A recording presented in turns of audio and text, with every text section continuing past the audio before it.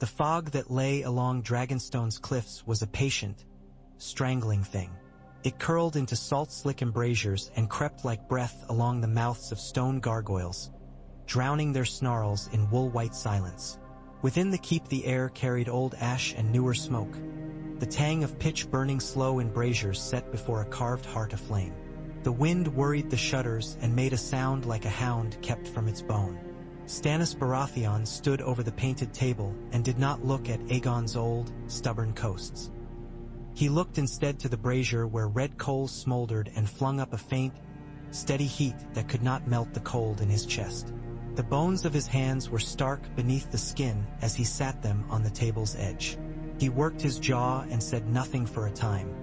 He thought of the steps up from the beach black with scoriaceous lava, and how men slipped when they tried them drunk. He thought of his brother in his youth, drunk on anything, wine, war, victory, women, stumbling and laughing and never breaking his head. Then of a chain in a black river, green fire devouring ships, and of screaming that did not stop when the sea closed. "You are looking too hard into it, my king," Melisandre said, as if she knew the course of his thoughts. She did not step close so much as arrive at his side, soundless on the stone flags. She smelled of cinnamon, of hot iron, of smoke that had gotten into hair and would not wash out. "There is no knowing in that wood," she said. "There is knowing in fire. There is knowing in law," he answered. He did not take his eyes from the coals. "In oaths, in what is proved. The world is a fire and all oaths are smoke, until the true light burns them clean," she replied soft. Look, he had looked 100 times. There were nights the flames gave him nothing but their own constant hunger. There were other nights they showed him the thing he did not wish to see. Tonight a shape had resolved of a bent head over a forge's mouth. Hammer lifted, black hair damp with sweat and night. The glow ran across a face that had never known a barber's care, across a nose a touch too broad and a mouth that frowned as if it had been born to it. The hammer rose and fell. Sparks spun up and died. Beneath the royal of heat he had seen blue. Not the pale blue of a clear mountain sky, but that fathomless dark blue coals make when they carry their heat into the night. "King's blood," Melisandre murmured. "You see, he did. He hated that he did." He swung away. "Enough." The red woman watched him as if he were a brazier to be tended, more fuel to be fed, and her eyes were a smolder that never cooled. "Names have power. The right blood said in the right fire brings down foes without a sword drawn. Would you like it spoken again?" He did not answer. He walked to a narrow lancet window and peered at the fog. The sea below struck the island with the patience of a judge with a hammer. A gull rode the wind's hard hand and mewed, unseen. The window bit him like winter. The door creaked, a simpler sound. Feet he knew limped across stone, uncertain at first, then with more conviction as if they had remembered they belonged there. The smell that came with them was salt and tar and something faintly burned, as if a man had stood too long over a fire but would not step back. Stannis turned, and the hard planes of his face eased by the smallest of degrees. "Your Grace." Davos Seaworth bowed with the thoughtfulness of a man who had learned to measure precisely how low he might bend with missing fingers. He had shaved. The grizzle lay in neat gray stubble, his mouth's corners as stubborn as ever. His eyes were tired and clear. "You sent for me." "I did." Stannis's voice was rough and stone. "The Red Woman would make me a murderer again. She says there is a boy, a bastard of Robert. She would have him for a pyre." Davos's mouth tightened. He flicked a glance at the brazier and at Melisandre, then back to his king. "There are many bastards," he said. "If she means the one I heard in the Riverlands, he is with the outlaws, the Brotherhood. A smith's boy. Gendry, they call him." His tone did not change, but something in him tired more deeply. "Your Grace." Melisandre's lips curved without warmth. "You say the name as if to ward him, Onion Knight. He is not yours to keep." "He is not yours to burn," Davos answered. He did not raise his voice. "Your Grace, I beg you." Stannis held up a hand and Davos fell silent. His eyes went to the coals again with impatience and longing. as if they were a poor witness who had told part but not all. "Names," he said, and the word tasted of iron. She would have me speak names and toss leeches. Again. Joffrey, Rob, Balon. He clipped each off like a coin to a counter. "Am I to count the dead behind me like a usurer? Do this and the way will be made easier," Melisandre said. "The darkness in the north grows. You have felt it. You will have need of all the weight of fate you can call." "I have need of men," Stannis snapped. "Of the oaths even small men keep. The Stormlands have gone to Tyrell dinners and Lannister gold, because they have a boy king and a good harvest. There is a sound my brother's name still makes in their halls. If this smith's boy is what you claim, we may use it." Melisandre tilted her head. The firelight ran like wine along her hair. "Use him, yes. His blood is stronger than his hammer arm will ever be." "Alive," Stannis said. The word came like a blade from the scabbard. "Alive, he may be useful. Dead, he is ash you sift for augury." Davos breathed, and Stannis could hear how carefully he made it quiet. "Your grace, if he is truly Robert's. He looks like him." The words had slipped from him before he could snare them. He grimaced, annoyed at his own candor. "I saw it. The eyes." Melisandre watched him like a hawk watching a stoop. Davos, more human, nodded once. "I'll bring him," he said. "I'll bring him The Brotherhood will not give a prize to an enemy," Melisandre said. "They will give food to small folk and promises to the wind," Davos said, and for the first time there was some rough humor in his voice. "I'll bring him. If they love this boy, they'll wish him safe from gold cloaks and red cloaks both. If they do not love him, they'll be rid of him. Either way, he'll be safer on an island of old stone than in a forest full of hunger." Stannis stared at the place where the Sea of Dorne lay carved on the table, the paint worn thinner where hands had rested most often. He remembered holding Storm's End with onion soup and stubbornness, while a lord of flowers put on feasts beneath the walls. He had learned then that men loved food and music and the sight of banners billowing in sun more than they loved law. Perhaps they always had. "Go," he said. "Go, and bring me my brother's mistake." The ship Davos chose for the task was long and low and dark as a seal slicked with brine. Her oars muffled until the leather stropped on would made only a soft whisper. Salador San, who always had something to say about ships and about most other things, had wagged a finger after Davos and asked for promises that were always numbers and were never met. Davos had promised him nothing and taken what he needed. The Riverlands wore summer and smoke with equal familiarity. Ash drifted across wheat fields not yet harvested, and the chimneys of farmsteads that still stood made thin gray fingers into indifferent blue. The Brotherhood found Davos before he found them, which was as it should be. Men with green surcoats fading to brown with weather stepped from behind mulberries and from ditches where water had gone to cracked mud. Their bows were strung. They were not cruel in their eyes. They looked like men who had run a long way from their old lives and were still running, even when they stood still. Thuras of Myr came to them with his robe torn and mended and torn again. The rose of a god he had traded for a dozen years ago now fading to smoke. He had wine on his breath and scars on his knuckles. His hairline had lost ground, but his eyes had not lost their heat.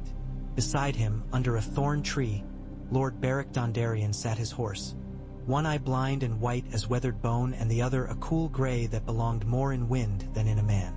The scar where fire had eaten his cheek was old now. He wore no lord's chain.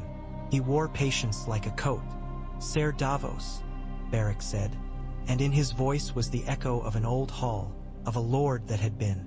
"We didn't look for a fleet. Why do you come up our river?" "To take what your priest would give me," Davos said, not unkindly. "A boy, Gendry." Thuras tended a skin of wine, his thumb rubbing the worn leather. "We give him?" he asked, startled and yet not. He looked toward the forge the outlaws had hammered into existence beneath the trees. The roof was nothing but brush. The smoke had stained leaves a sick brown. A boy bent over an anvil, his hair a black tangle, his arms burnt brown. He did not look up immediately because work demanded that. When he did, the movement was the same Stannis had seen in the fire. Checked Davos's breath for a heartbeat. "He's safer with us than with queens," Thuras said. "He is safer with Stannis Baratheon than with Melisandre of Ass High," Davos said. He had not meant to say that second name, but perhaps the priest had dragged it from him with his look. "I cannot promise such safety as kings like to think they provide. Only that I will put my body between him and any fire lit for augury." Beric studied Davos as if weighing him on a set of scales. He nodded once. "We kill and we die for small folk," he said. "Sometimes to keep them from the hunger, sometimes to keep them from the hangman's rope. If this boy is what people say he is a hearth dragged into a herrick.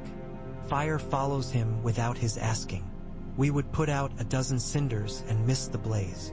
He turned, and his voice changed, softened. "Gendry." The boy did not come like a dog. He finished what heat had started. He quenched the iron with a hiss and a smoke that smelled of water warring with something hotter, wiped his face with a forearm thickening into a man's, and came at his own pace. His eyes were a dark blue that did not feel like the skies at all. They were river color where a ford runs deep and the bottom goes from stones you can count to a darkness that holds coins and secrets both. He stood and looked at Davos without awe. Davos liked him at once for that. "Sire," Gendry said. He had learned courtesy from a good outlaw's company. It sat on him with a certain irony, but it sat. "I'm no sire." Davos held up his maimed hand as if it were proof. "Davos Seaworth. I serve Stannis Baratheon." He watched the boy's face for a flinch at the name and saw none. "You serve a king," Gendry said, and there was something like distaste and something like curiosity and something like a man tasting a thought for the first time. Or a man calling himself one. "The law calls him king," Davos said, "and if the law fails, he calls himself. Either way, he eats little and loses often, which is not the way men seeking comfort choose. He would see you. He would not burn you." This last hung in the air like a bird that had flown into a room and could not find the window. Beric did not move. Thuras's mouth worked as if tasting words. Gendry's eyes did not change. "All right," he said after a time. "I'll see him." Davos nodded once in gratitude, as one poor man thanks another for not taking too much of the stew. "I'll take you by sea. It is quicker and safer." "Safer for who?" Gendry asked, but he came. On the river and then the bay and then the sea, the boy learned one thing: salt gets into everything. It ate at leather, climbed seams, lay in eyebrows, changed a man's sweat. He learned another: Davos was never still. He moved the way a ship moves, all shift and thought and checking. The sailor's shoulders that had known hunger and storm alike knew also a boy's bewilderment. At night Davos told stories in a voice with a grit to it. There was an onion that had tasted better than a feast, eaten in a black castle while 1,000 men starved. There was a lord with a flower's name holding a siege as if it were a holiday. There was a stone drum that turned the sea's anger into a sound that made bones ache. "Storms end," Davos said, "where kings are made stubborn." Gendry watched the sea paths cut into dark silk by the bow. He had his hammer with him and cleaned the salt from it each night as if it were a child. The men on the oars looked at him sometimes as if they knew a joke he did not. He had felt eyes like that before in King's Landing, when men had said the king was good because he smiled sometimes and because there was food sometimes and because the gold cloaks kept order if you paid them. The city had laughed at him because he had not known whose son he was until men who wanted to kill him had told him. He had learned to stop hearing laughter. He had not yet learned to stop hearing hammers. The world had a forge in it that never cooled. He slept to it. He woke to it. Dragonstone rose from the sea like the bones of a drowned beast. The walls had scales of black stone that lapped over one another, and the gargoyles along its roofline seemed more like something found and inhabited than anything built. Gendry had made hinges that creaked and wheels that carried weight. This was a thing men said men had built, and he did not believe it. The island smelled of wet rock and smoke, and the ghost of tide left clinging to kelp. They brought him through a hall where the air drooped thick with the taste of ash. There was a high chair cut to look like something older than trees and a banner that bore a crowned stag and another that said a burning heart behind it. The two together made Gendry feel as if some man had tried to yoke anger and piety, and had instead bred a beast with two heads that bit its own neck. A girl stood to the side, small as a candle in her layered gown, hair the color of dark honey pulled back in ribbons, a mark like old stone on the side of her face. She watched him with solemn, unapologetic interest. Beside her capered a man whose bells made small, sorrowful noises. He sang a nonsense rhyme that made sense when you were 4 and made a different kind of sense when you were older and nearer to fear. On the dais stood the king. Gendry did not need anyone to tell him who it was.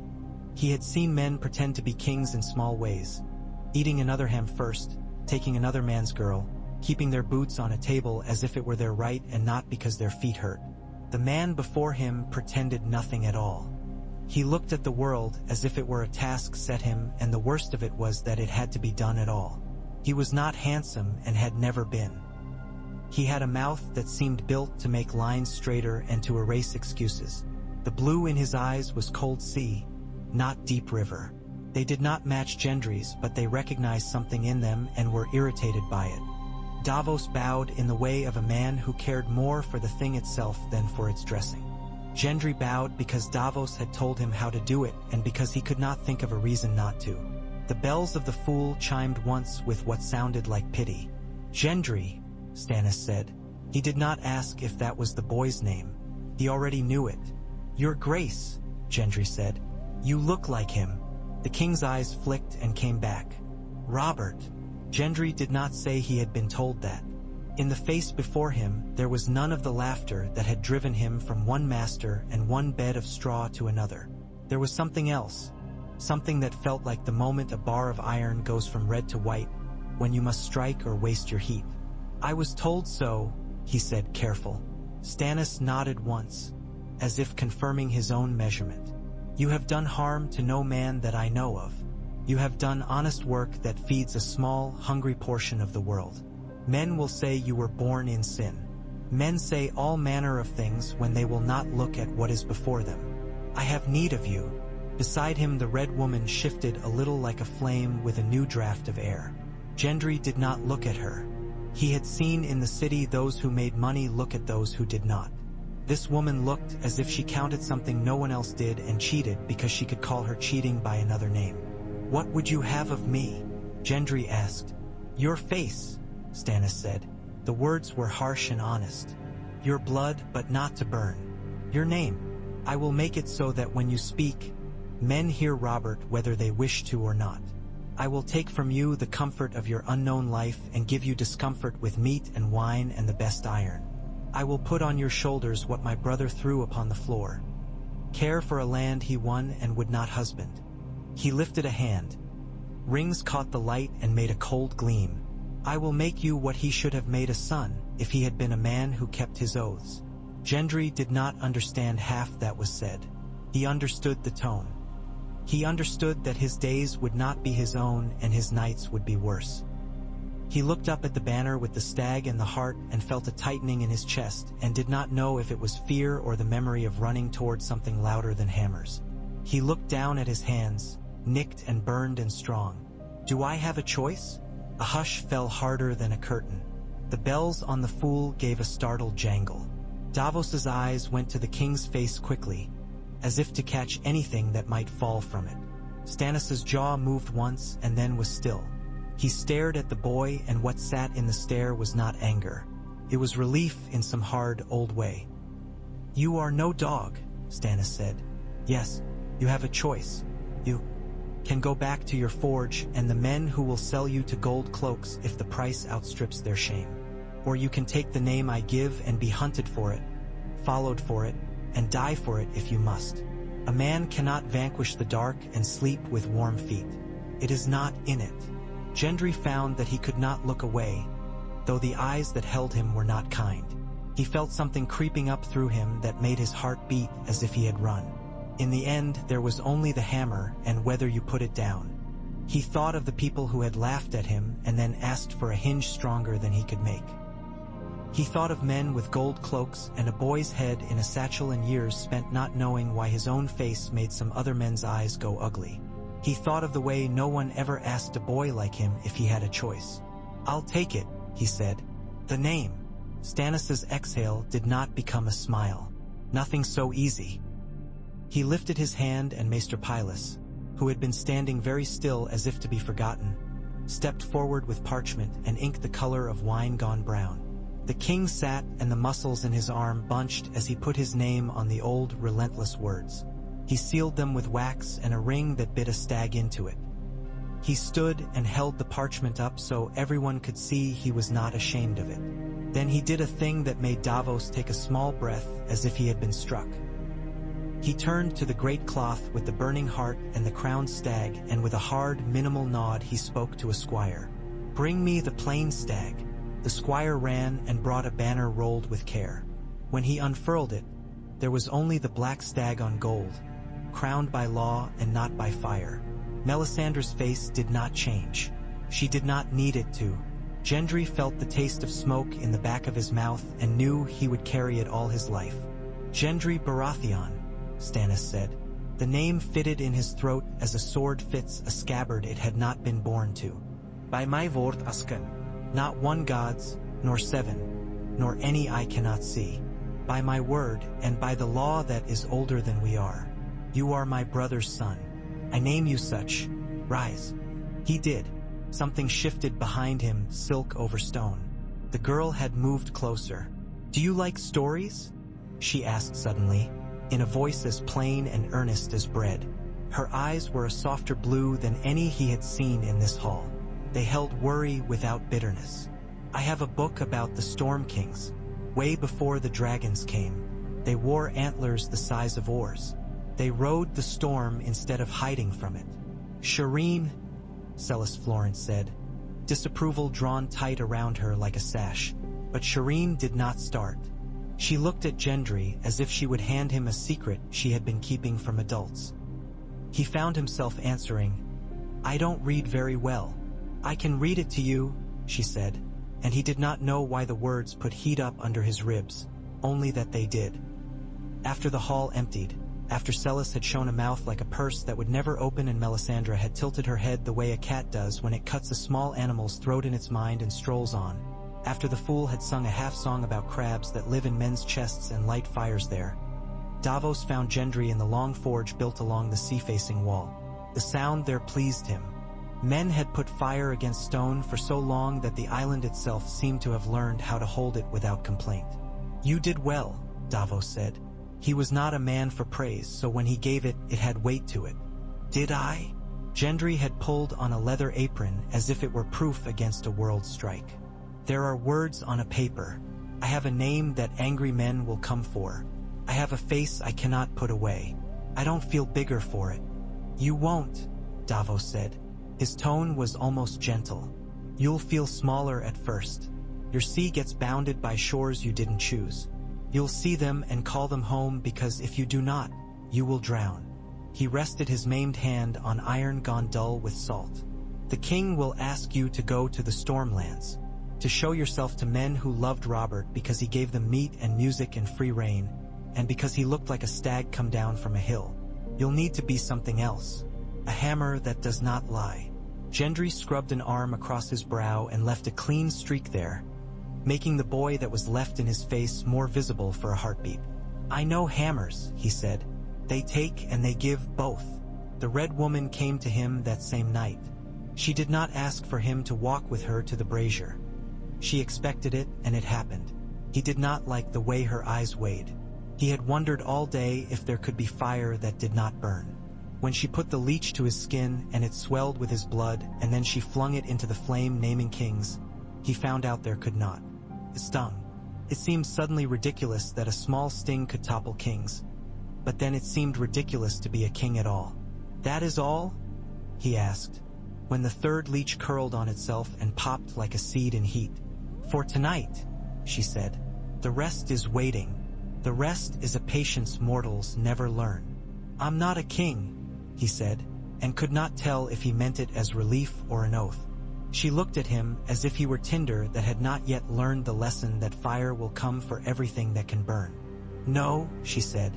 "You are a rope. You bind or you break." The oaths began. Ravens went out from Dragonstone bearing Stannis's writ with the stag stamped into thick red wax and with words that had no comfort in them. Davos stood over the maester's desk and watched the addresses go down in a neat hand. Stonehelm, Mistwood, Nightsong, Selmy's old seat now in other hands. Estermont, that stubborn hard little island that had put rough men into the world and into wars. Tarth, the Sapphire Isle, whose cliffs held the light so that you could see them on a good day as if the stone itself shone. Some were answered with silence. Some with cautious, ink-prickled phrases that offered guest right and no more. One letter from Stonehelm was short as a drawn knife. Lord Gullion Swan wrote, "My son wears white in the city. Cannot move my banners openly. If law moves, we will be under its feet." "That means nothing," Sella said, reading over Davos's shoulder with the sort of attention that always made men write worse. "It means cowardice. A Baratheon would not say such. A Baratheon would say nothing at all and cut later," Davos said, and Sella's lips thinned until they were almost not there. It was Stannis who decided what would be done, as he always did.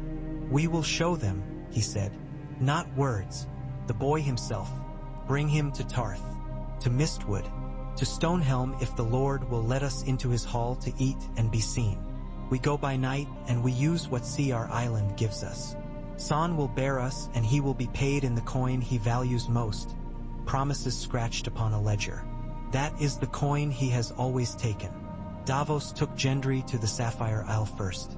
The day they came near it, the sun slid between ragged clouds and turned the water to something a jeweler would be flogged for. The cliffs rose the color of bruised fruit, veins of brighter blue flashing where water had eaten at them and made them self-illuminating. Lord Selwyn Tarth was not at his gate when they came. His men were. They were fine men, tall, with helms polished to a sheen that would have blinded archers. They looked at Gendry and their expressions grew complicated. They were given bread and salt. They were made to wait. Waiting had a particular taste when one knew the person one waited for had decided to make you wait.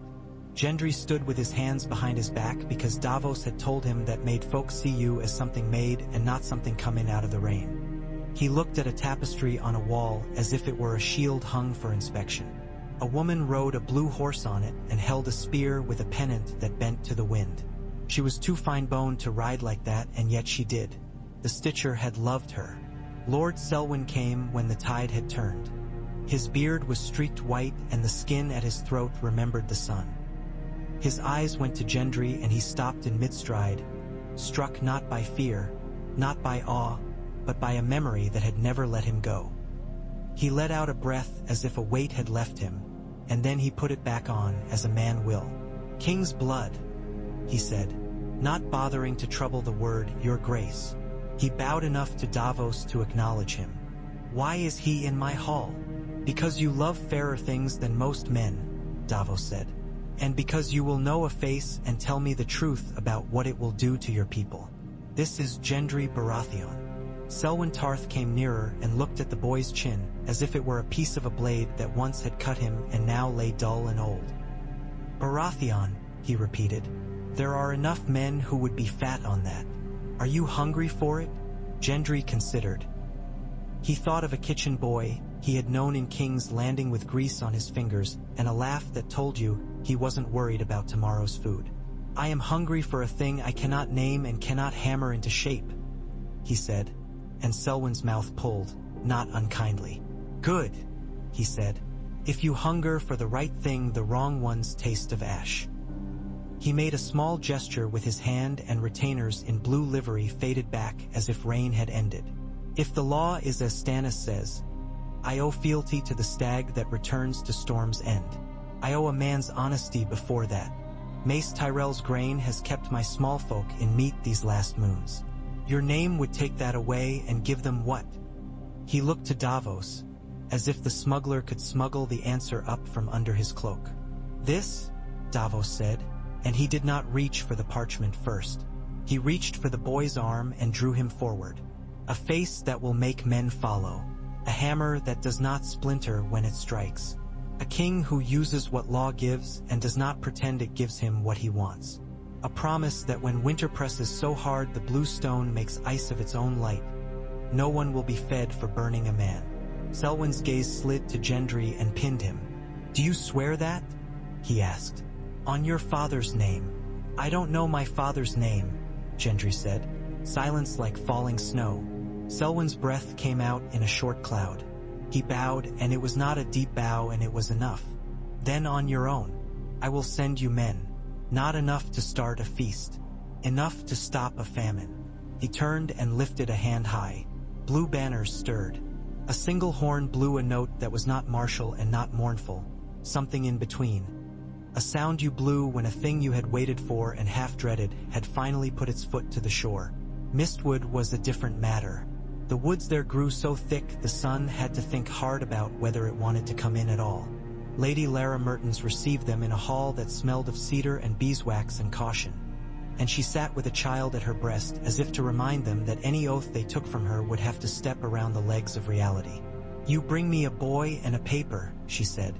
"I have both in my house." "I bring you your storm," Davos said. "I have had too many storms," she answered, and her smile took the sting from it. She looked at Gendry and Gendry looked back. He had learned, suddenly, how to be looked at. He stood as if he had been made yesterday and was proud of the work. "They will come for you," she said. "The lion's men. The roses." She glanced down at the infant now sleeping and her mouth softened. "The vipers, if the wind turns. I cannot feed them and you both. Can you make my fields grow under snow?" Gendry thought of the way iron will crack if you try to quench it too soon. "No," he said. He had never been clever with words. "Ash." He found he did not despise it. "I can make the plow that turns it when spring comes. I can make the shoes for the horse that pulls it. I can hold my castle so that if you have grain you can bring it to me and not a lion." She watched him and then Davos, and when she laughed it was like wind in upper leaves. "I like him," she said to Davos, as if the boy were not there. "Tell your king I will watch which way the storm blows. If storm's end flies the stag, I will turn my cloak again, and again if I must. I will not turn my child into a fire." Stonehelm was heavy with judgment. Lord Gullion Swan gave them a table and bread and a great deal of talk that used the law's name the way a monk uses a bell. Gendry idled kindly with the house's smiths and, not knowing how to be his new self, became the old one for a day. He held metal so the man whose hands shook could hammer true. He told a boy the trick of finding the right moment between red and white and watched the boy miss it thrice and then find it and grin like a candle flaring. He left the smithy smelling of home and thought that the worst of names was not the one people gave you but the one they took. Gullion Swan walked him along the battlements at dusk as if to show him the horizon. His voice was low. "I will not tell you what I cannot do," he said. "My son is in the white. If I pull my banners, he dies of it if he is lucky." He touched the stone and looked out to where the sea lay distilled to pewter. "I remember your father laughing. I did not like him." He smiled a little at Gendry's surprise. "But when he rode to battle men forgot their wine sagging in their bellies. That is a thing men who have not fought do not understand. The gift of being made into something other than yourself by the man who rides with you. If you can do that, you can be my lord. Do not expect me to cut my son into it." "I won't," Gendry said, the words tasting of a thing he had seen in Davos's eyes. Pity with iron through it. Night brought plans. Davos spread old charts upon a table in the small hall at Rainhouse where the lords who would still receive them came like men who had been told there was weather somewhere and wanted to stand under it. His finger went to a line in the cliffs and then to a curve carved into stone and half effaced by years of sea water. "Here," he said, "cave mouths. The sea eats at them. Once it brought me under to a place where a man with onions might slip. The tides have changed since then, and the Queen's men have put stones where men used to put prayers. But tides remember. So do I. Storm's end is a drum," one of the lesser lords muttered. "You will strike it with a spoon." Davos's smile had the old fox in it. "I will strike it with what every man has underestimated his whole life. The right thing at the right moment, done with hands that have done it before." Gendry leaned over the map and did not know if he wanted to be a piece set upon it or the finger that pushed. He saw the ring of land and the windings of road and understood what it meant to be an island upon an island. A thing separate, dangerous, stubborn. "What do you want of me?" he asked. "Nothing a smith cannot do," Davos said, and the look he gave the boy had pride sewn into its plain cloth. "Hold iron in your hands and not be afraid when the heat comes." They went by night. San's ships were shadows that folded themselves into deeper shadow and were not seen until they were at your flank, which was how San liked to live. The men who rowed were quiet because their coin depended on it. The sea hissed in the caves like a mother telling a child to hush. Gendry climbed behind Davos along wet stone that had the feel of a thing that had been there before the world knew men, and he did not think of falling because he had never fallen from anything that mattered. He thought only of where his hands were going next. They found the place where the smugglers had once pulled boats up for onion nights. The ledge was narrow and the spray made it slippery. Davos moved along it as if it had grown wider for him in memory, which it had. He breathed through his teeth and cussed at the sea in a language that had never been writ down. Above, a sally port, bricked in kind by men who thought weight would tame tide. The mortar was new in places and old in others. Old mortar was a lie, new was a boast. Both could be picked apart by men who knew they were nothing more than cooked sand. Gendry put his palm to the stone and felt for the hair-thin chill of water behind it. He slid the narrow chisel into a seam and did not hammer. He worried and twisted and invited the wall to tell the truth. It did. A piece came loose and then another. Men passed stones hand to hand as if they were bread and not noise, and the sea covered their grunts because it had no interest in revealing them. A gap big enough for a small man. Smaller men went through and did what men do when they find themselves on the far side of a thing they have feared. A rope was let down. Wider. Gendry went last, irony of it, bringing a hammer that would never be quiet if he used it. He did not use it. Not yet. In the passage, the air tasted of old damp and something that was almost sweet. The smell of stubborn places. Davos knew the turns because he had followed his nose and hunger both here once before, and because men forget to change what works. They came to a door banded in iron. Gendry put his ear to it and heard men breathing as if they were asleep under leather. He put his shoulder to it and felt it push back like a brother. He stepped back and looked at the hinges. They were good work, made by a man who had discouraged rust and encouraged quiet. He hated to ruin them. He had to. Now, Davos breathed. Gendry brought the hammer down not as if to break a thing but as if to set it a place to break. The band wobbled and held. Another strike, low, where the wood had drunk damp and grown soft under iron's hard lie. The edge splintered like a secret kept too long. A man inside snorted and started up. Another blow. The third. The door jumped and became a door no more but pieces of wood held together by the memory of being whole. Men moved through the gap. A shout, a startled oath, a cut that was honest and hurried. The smell of a man's blood, not so different from the irons, came up and said, "Yes, this is what you chose." They made for the gatehouse. Storm's End was a drum, the old lord had said, and they struck where the drum was designed to carry sound. Davos had brought men who knew what ropes did when cut and when cleated. They found the counterweights and let them do their strange mathematics. The postern whispered open. A wind came into the passage as if it had been waiting there and rilled through hair and made flags that had been folded ripple like fish. The alarm rose at last like a riot through a market. It tumbled over itself, voices going from sleep to angry to frightened in the space of 2 breaths. Gendry took a man at the knee because the man wore plate and had forgotten his legs under him. He took another at the wrist because the man brought his sword from too far, and in a hall you do not need distance. You need intent. He did not kill the third, because the third looked at him with eyes as blue as a summer at sea and said, "Robert," as if he had lost 20 years in the space of a heartbeat. Gendry knocked him asleep with the gentlest part of the hammer he could find.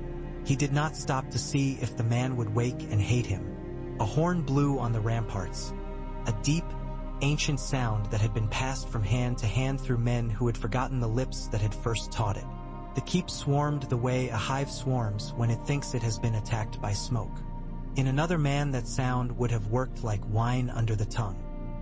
By dawn the stag flew from the drum tower. It was the plain stag. Men on the walls had bled for it. A boy had bled for it. Some others would never bleed again. The Tyrell captain who had held Storm's End on loan from a lion's throne looked at the banner and spat to the side and offered his sword with a face glad to be rid of a task a garden man never should have taken. A raven left the maester's rookery and took the news to a sky that did not care and then to men who would. Davos stood in the yard and felt the drums in the stone stop. The silence after a siege is like the first breath after you have had your head in a bucket of water. They ate the worst stew a cook had ever been permitted to call stew, and it tasted like victory and onion both. They counted their dead, because a man who does not count them will learn something he cannot put down later. Gendry stood in the Hall of Lords. He did not know and watched men. He did not know looking at him with a hunger he wished he could feed with meat. Stannis came at last across the water with sails tight as skin, his ship cutting the waves with a stingy grace. He disembarked and his boots rang on the stones. He did not smile when he saw the stag flying plain. He nodded. Satisfaction sat on him like armor he had fitted for months and could finally wear. "Lord of Storm's End," he said to Gendry, in front of lords who had not yet bent their knees and would have to be persuaded to, one by one. "You will hold it for me, not for yourself, not for any name in a song. For law, for your people." He turned his head and spoke, because he was not a man to whisper when he could make the world hear. "Hear this. The burning heart is my faith. The crowned stag is my duty. Here we will fly the duty." He did not glance toward where Melisandre stood, still as night behind him. A murmur went through the hall like wind in pines. The old lords of the marches, who had seen 2 kings and 3 seasons of men feed them and take from them, shifted their weight and exchanged looks that meant everything and nothing. A boy among them, his hair the color of wheat and his mustache the memory of a mouse, whispered to another, and the other cuffed him gently, and both looked at the man on the dais. When Stannis sat, he sat as if the chair had always been shaped for him and he had not noticed until now.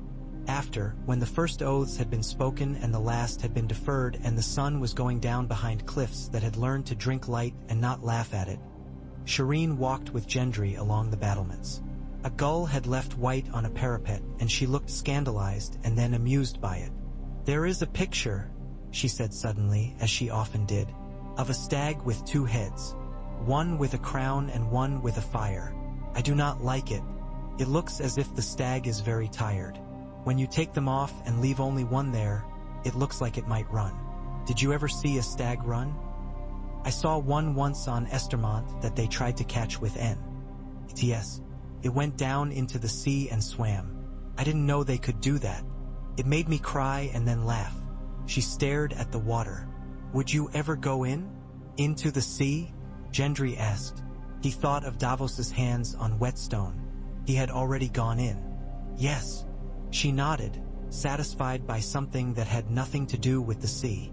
She hugged her book to her chest, and it smelled of grease and tallow and ink. "If you are to be Lord of Storm's End, you will need to know old stories. Old stories give men something to point at when the new story frightens them. The Storm Kings took their brides during thunders, and children born in lightning never drowned, and if they did it was because they had done something wicked. That is what the old septas say. Patchface says that fishes pick their kings by bubbles. I do not think anyone knows how kings are made. By men," Gendry said, "and then by winter." She smiled up at him, and in the smile was a warmth the stone could not store. "That is a good story," she said. "I like it better."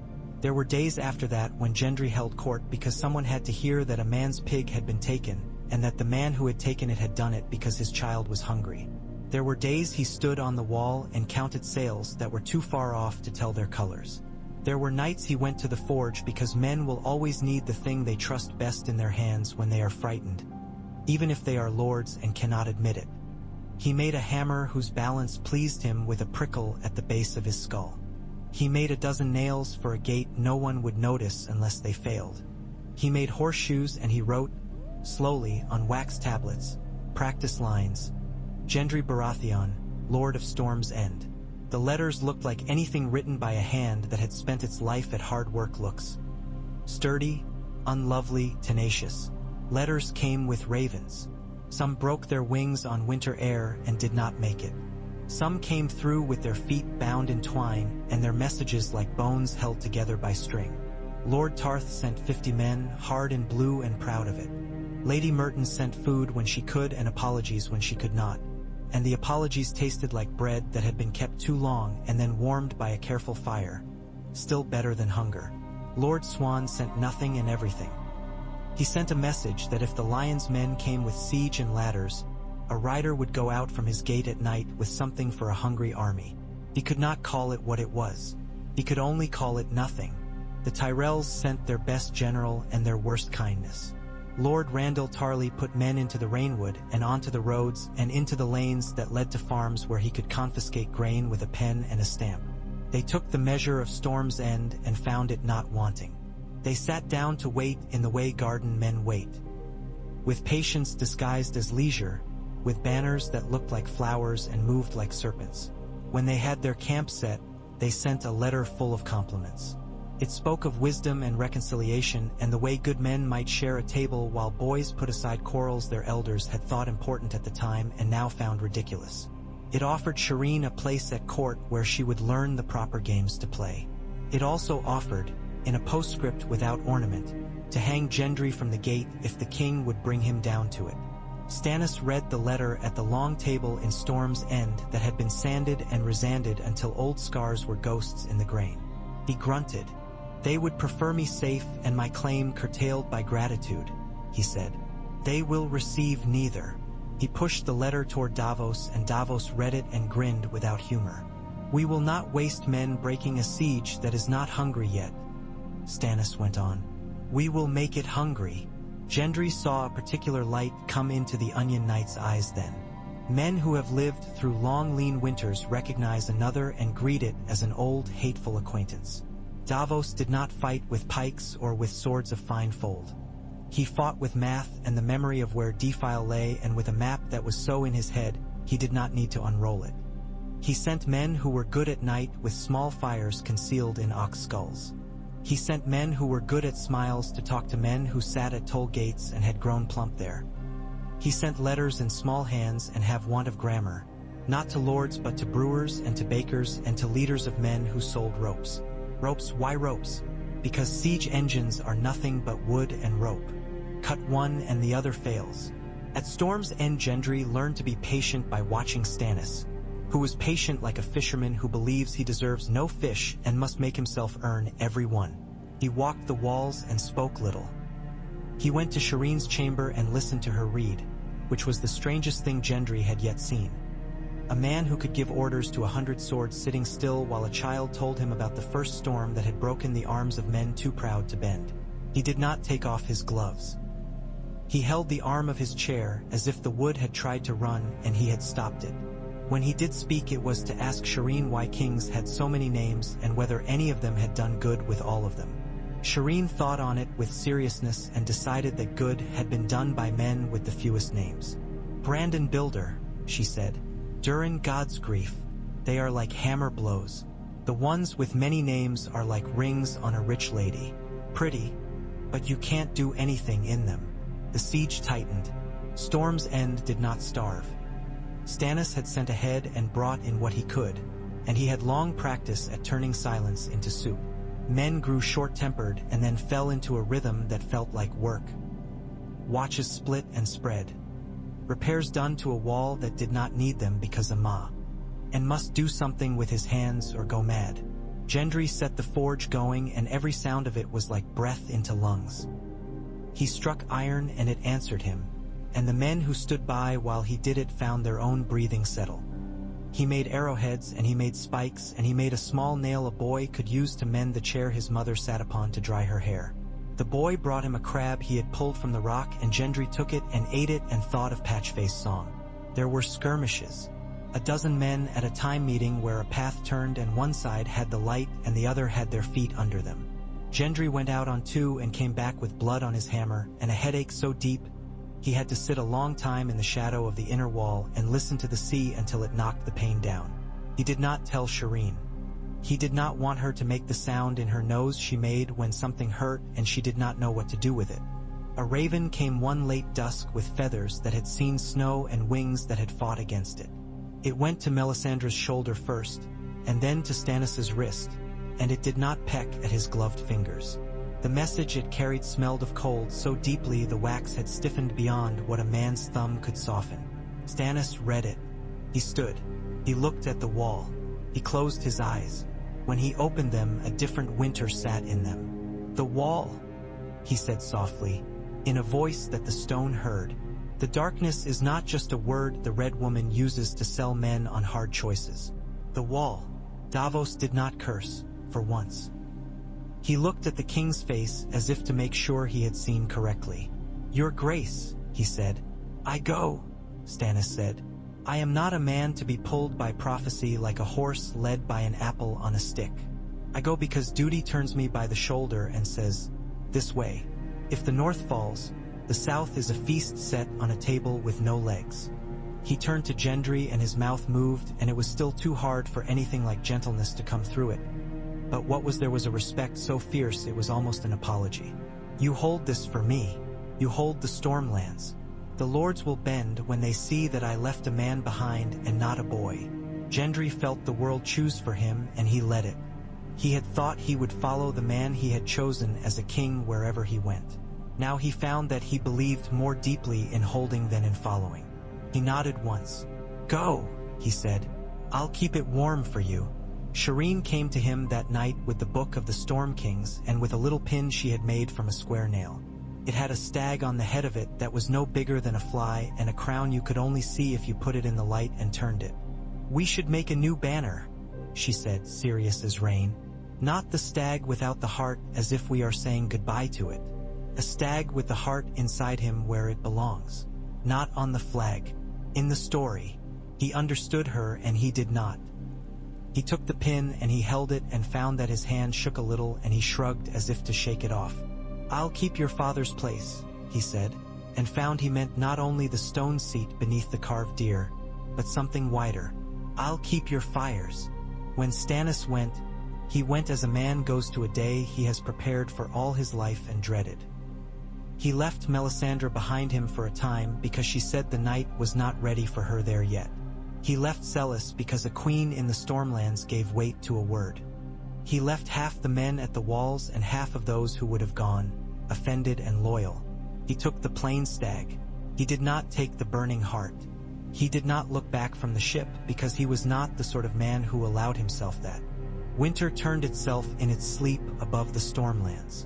The Tyrell men found their bread crumbling, their ropes rotting, their horses leaner than their pride. The garden banners looked tired and the steadiness in Randall Tarley's "I was not less, only more grim." There were meetings at night over a small fire and he broke his men into half and sent those with sense back to the Reach where they could do what he had taught them to do best. Live to fight again and make a farmer's life possible. If a man could make a harvest happen, he was a better general than one who could creep into a tent and cut a throat. Men said this, sometimes with laughter, but men like Davos and Randall said it without. The siege frayed. One dawn Gendry stood on the wall and looked down and saw a thing that looked like surrender from a distance and like good sense near at hand. He raised a hand and sent a man down with a skin of wine and another with a basket of apples that had kept well in the cold because they had been wrapped right. The men who took them wore green and had thorns embroidered on their collars and grinned at him with a sort of rueful admiration. "You're stubborn," those grins said. "We're hungry." It made a sort of bargain of its own. He held courts and signed papers and learned how to ignore the way quills creaked when pressed too hard because it meant nothing and because if you think about it you will hate your work and that is poison. He went to the forge when words swarmed his ears and made iron do what it ought. When he slept, he dreamed once of a stag with two heads and woke with salt on his tongue and a smile on his lips because one of the heads had been stubborn beyond reason and the other had simply run. And he had loved both and that seemed right. From the north there came cries in the mouths of birds and in letters that had been copied twice and thrice. There were men there who called themselves kings no more, and others who called themselves not men but brothers. A man named Snow, who had been called bastard with a casual cruelty that made men like Gendry grind their teeth, had wrung an oath out of wild hearts and made them a wall's bricks. A king who had made himself one eye. And the way Stannis had liked, through law and through not lying to himself that a sword's edge is anything but a narrow thing that can cut you on your own swing, had moved across snows like a shadow cast by a fire in a cave men could not reach. There were whispers of things that were too cold to think about in the Stormlands without the fire going out. Celis came into Gendry's hall sometimes and smelled of prayer and pride. She spoke to him of the Lord of Light and of how he did not yet see the only way. Gendry listened with the courtesy Davos had taught.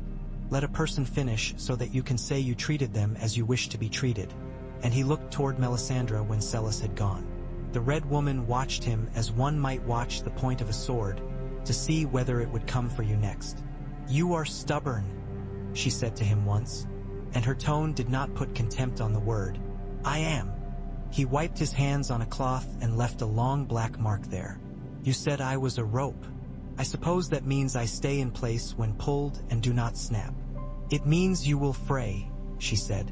"It means you will hold others up and hang yourself if asked, because there are stories that demand it." She looked into the small fire he had ordered lit because the day was damp. "It means you should choose which stories you will serve." He thought on that and decided that the only ones worth serving were the ones that put more bread on a poor table and less smoke into a poor child's lungs. If the Red Woman was disappointed with his choice, she did not let him see it. She smiled her small smile that carried 1,000 years in it and walked away. When letters came from the wall, they came now with Stannis's hand to them and with a crust of frozen air still on their edges. He spoke of winter like a man who had finally met the enemy he had been shouting about and found it wore no colors and liked no songs. He wrote of a boy with black hair who had been a bastard and a brother and was now a lord in truth in all but name.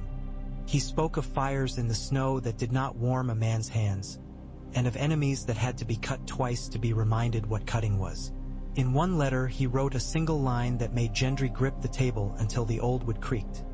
The law has its uses even at the end of the world. He did not write, "I miss Storm's End." He did not write, "Hold fast." He did not have to. The day he received the last of the oaths from the Stormlands, signed with names that had weathered and given up and decided to right themselves in the way an old wall settles after a tremor, the sea turned the color of new steel. Gendry stood at the high window and watched gulls dive for some frantic silver beneath the surface. Shireen stood beside him and leaned out until he made a sound and pulled her back by her sleeve. She did not mind. She looked at him as if she could see a thing he could not. "You wear it," she said.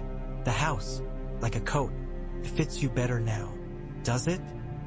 He asked. "Yes," she said, certain. Then she paused, thoughtful. "It will fit better if you do not forget to take it off sometimes. There is a part of you that needs the forge." "You read that in a book?" he teased, gentle. "I read it in you," she said, and blushed and then looked him in the eyes as if daring him to make fun. He did not. He walked down to the yard. Men were setting new stones.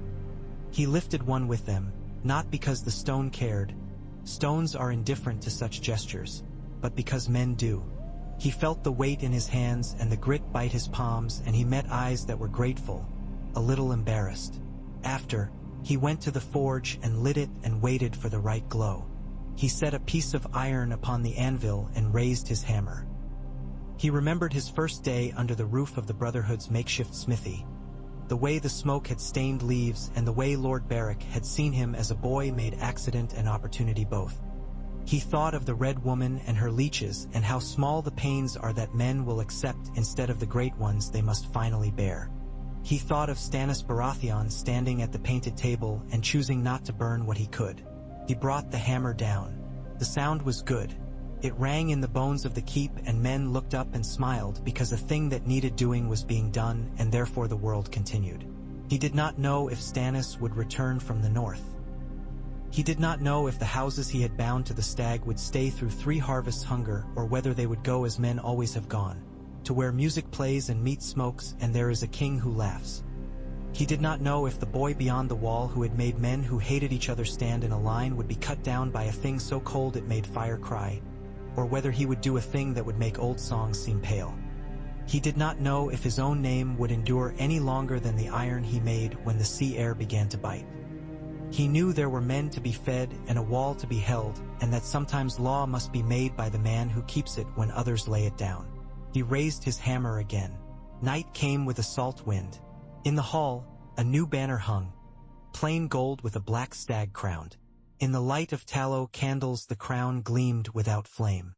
The stag's head was lifted as if it had scented a thing it had longed for and had not known how to ask. On a table near the dais lay a parchment with a careful hand across it. Gendry Baratheon, Lord of Storm's End. The letters were straighter now. Somewhere Northmen held a wall, and a man who had married himself to duty, as if it were a wife to be honored and not loved, cut cold enemies down. Somewhere south, a garden fuller than sense waited with its silks and songs. On an island of old stubborn rock, a boy who had been hammered by the world and then in it hammered back breathed and felt the heat on his face and the weight in his hand and the weight on his shoulders, and decided he would not put either down. In the morning he rode out to the cliffs and watched the sea take the light and make a thing of it that was its own. Below, far below, where the caves opened their black mouths to draw a tide in and out, he saw a shape he knew a ship made when it hugged too close to a shoreline a man did not quite trust. He smiled and shook his head and thought of Davos, who could not leave a cave alone if it had onions in it or hope.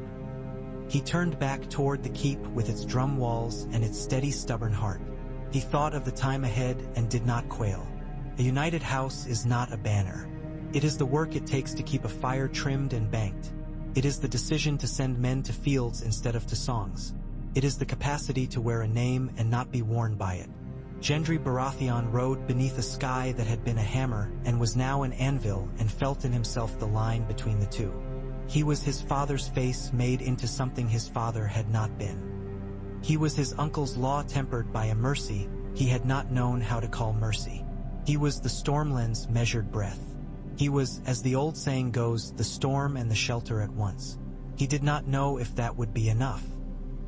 He raised his eyes to where a gray gull hung on the wind, going nowhere, and saw in it the kind of patience men mistake for ease and are wrong.